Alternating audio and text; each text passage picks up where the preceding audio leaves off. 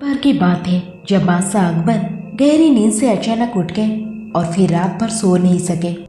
वो बहुत परेशान थे क्योंकि उन्होंने अजीब सा सपना देखा था जिसका मतलब वो समझ नहीं पा रहे थे। उन्होंने देखा कि उनके एक के बाद एक सारे दांत गिरते चले गए और आखिर में सिर्फ एक ही दांत बचा।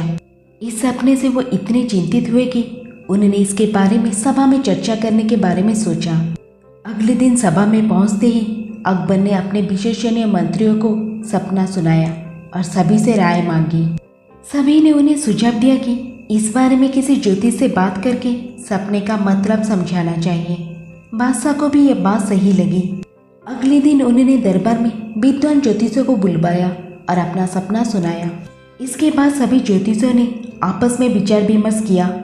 फिर उन्होंने बादशाह से कहा, जहाँ बना इस सपने का एक ही मतलब निकलता है कि आपके सभी रिश्तेदार आपसे पहले ही मर जाएंगे। ज्योतिषों की ये बात सुनकर अकबर को बहुत गुस्सा आया और उन्होंने सभी ज्योतिषों को दरबार से जाने का आदेश दिया। उन सभी के जाने के बाद बादशाह अकबर ने बीरबल को बुलाया और कहा, बीरबल, तुम्हारे अनुसार हमारे सपने का मतलब क्या होगा?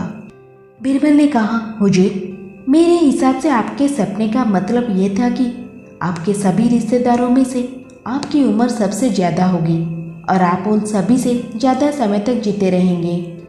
इस बात को सुनकर बादशाह अकबर बहुत खुश हो गए।